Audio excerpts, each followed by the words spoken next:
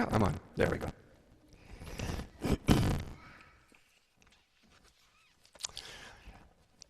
I was ordained in 1988 in Toronto. Went to Emmanuel College, which was part of Victoria University. And Victoria University had a very strong connection with the United Church of Canada. And so every year at the end of the graduation ceremonies, there would be what was called a baccalaureate service, which was basically a worship service for the whole Victoria University community. And the year that I was ordained, Northrop Frye, the biblical scholar and critic, was the chancellor of Victoria University and Emmanuel College. And he gave us this benediction at the end of our baccalaureate service.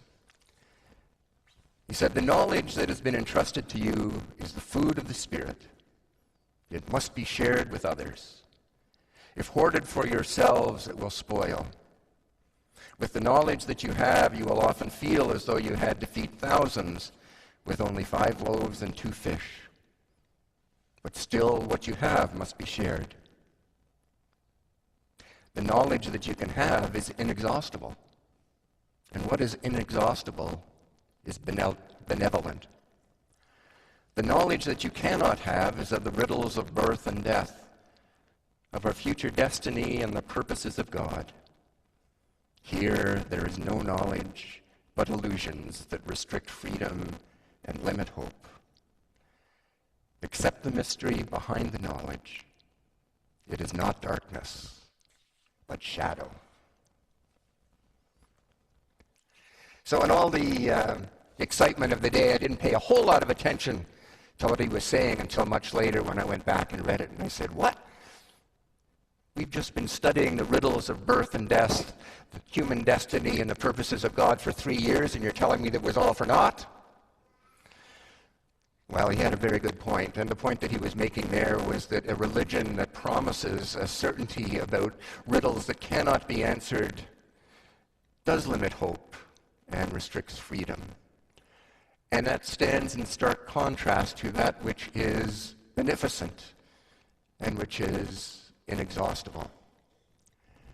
And at the time that we were being ordained all those years ago, his words had a special meaning as well, and that he was kind of describing the ministry that we were going to have in those days. It was really about distributing resources.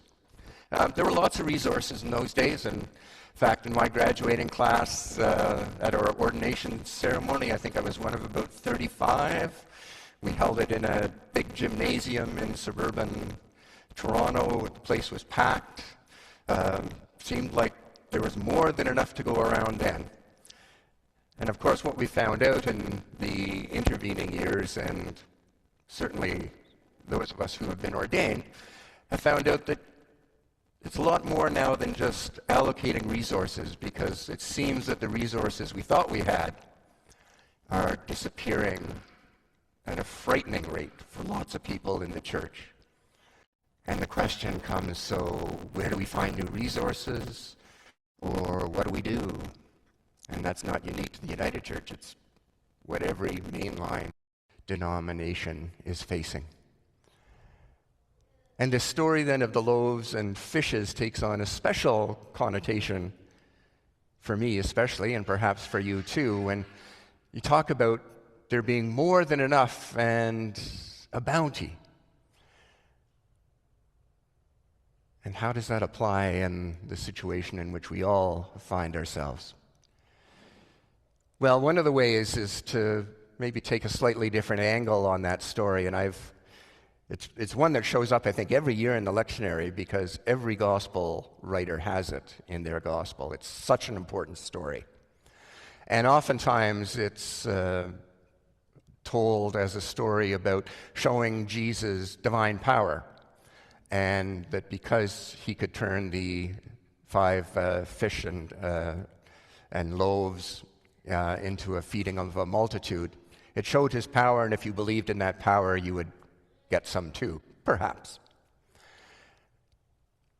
But for the people who heard that story in the first place, it had a much, much deeper meaning than just a magic trick. Part of it is the setting. We know that it's set in the wilderness, and in the wilderness, for people who were reading both the Hebrew scriptures and understanding the words of Jesus, the wilderness was more than just a place. It was an event, and to find one's place in the wilderness meant that something was about to happen. For Moses and the people of Israel, when they were in the wilderness, it became a time of claiming an identity as a people. When Jacob was in the wilderness on the far side of the river Jabbok, wrestling with the angel or with the man, it was going to lead him to a new name. And what's happening in the wilderness when Jesus and the disciples are gathered with 5,000 people also represents a turning point in the history of the Jesus story. Part of it has to do with the context of the story. The verses before this tell the story of how John the Baptizer, who was Jesus' perhaps mentor, certainly baptized Jesus in the Jordan, has now been executed by Herod on the whim of some of his courtiers. And so Jesus, hearing this news, has withdrawn to a lonely place, perhaps to reassess his own sense of ministry, what it meant, what the future was going to look like, and of course, all these people follow him. Some translations of that story say that Jesus had compassion on them because they were like sheep without a shepherd. But they were lost. They were wondering where to go, and it could well be that those people who came out following Jesus were the followers of John the Baptizer. That they had all been baptized by John. They were waiting for the great apocalyptic event to happen. They were waiting for God to sweep in and do away with the Romans, bring back that time of justice and of peace. And what happened instead? John's dead. The movement seems to be in tatters and in disarray. And where do they go? Well, they seem to follow Jesus, and they come to Jesus, and so there's this very dramatic moment when the disciples must have loved having crowds there, tell Jesus, the hour is now past, or it's over. Send them away. Let them go into the towns, buy their own food. Maybe we'll meet up again. But as far as we're concerned, whatever has happened, or whatever is happening has now happened, and it's over. And then Jesus just says those 3 words that turn everything around. You feed them. You feed them. And he doesn't say how, and he doesn't say where to get the food from. It just seems to happen. And that's part of the mystery of this story. But somehow there was enough food to feed everybody because the disciples took up the challenge that Jesus had put in front of them. And they weren't prepared any longer just to tell Jesus what to do. They were now prepared to accept an invitation from Jesus to do what Jesus had been doing. And that's a very, very dramatic change within the story. And it's a very, very dramatic change about how power is going to be used and shared within the Jesus movement. It's no longer going to be Jesus alone telling people what to do, sending people out, giving them instruction, teaching the crowds. It's now going to be something that all the disciples are going to do, and they are going to do it because they have a share of that spirit that is inexhaustible and benevolent. Well, we're a long way from those days of Victoria College, and we're a long way from those days of 5,000 people being fed on the hillside in Galilee. And when we look at the resources of our own denomination, we may wonder what's going to happen. Well, there's been a lot of conversation within the United Church about that, and one of the most recent conversations has been with the Lilly Foundation. Are you familiar with the Lilly Foundation, anybody? It's a big drug company, pharmaceutical company. They've been funding theological education for almost 100 years now. The founder, Eli Lilly, and his whole family saw that strong churches would lead to strong communities in the United States. That was really their theological reason for funding theological education. They just wanted to have strong communities. Well, the Lilly Foundation has given the United Church of Canada $15 million, not only to study, but to enact new models of leadership within the United Church. And the reasons for that are obvious in the document 2035 that the United Church published last year, 2 years ago. 80% of congregations in the United Church in 2035 will be without full-time clergy. And those that do even have part-time clergy, people will be looking for other positions as well.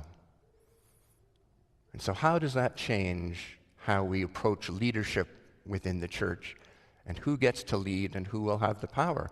They're just not going to be ordained people around anymore. And when people who are considering ordination look at those stats, I'm thinking, well, maybe they're going to go someplace else and do something else as well.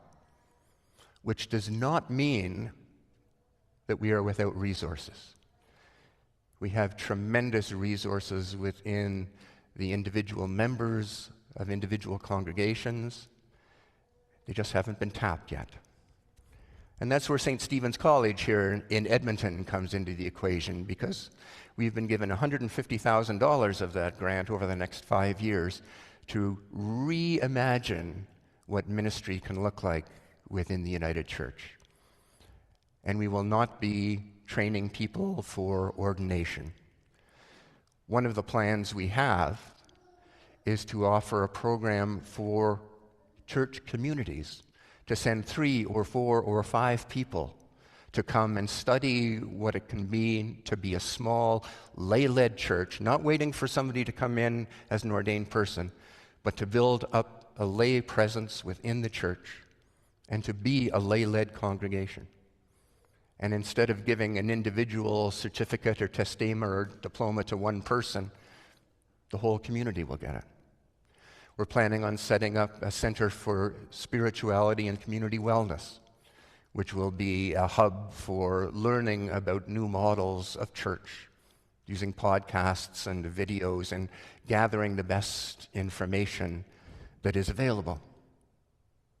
We're going to be offering 2 scholarships for Doctor of Ministry students to come and study new church development and leadership, and what that leadership might look like. And this is a response not just to a declining model of church, but a way of reimagining what church can actually be. And imagine small congregations all across the country connected with each other, doing study groups, sharing resources about what's working in their community in terms of outreach, about how they are growing and developing in leadership, because that really is what the genius of this whole program will be, is the transformation that happens within the individuals who take on those roles of leadership and possibility, much the same way that those disciples did when they heard those 3 words spoken by Jesus. You feed them. And so we're at the very, very beginning of this program. You're going to be hearing much more about it as the years go on, but it's a 5-year program. And at the end of 5 years, we will have very specific mileposts that we will hope we have hit, and ways in which the church has grown, not numerically perhaps, but certainly in levels or depths of faith development, of spiritual development, and of community development. And in that way, those words that Northrop's Fry spoke to us in that church in Toronto all those years ago is still true and will still have meaning and resonance, that which is inexhaustible is beneficent, and we have a share in that infinity, which is the grace of God. So for this day and this story, thanks be to God. Amen.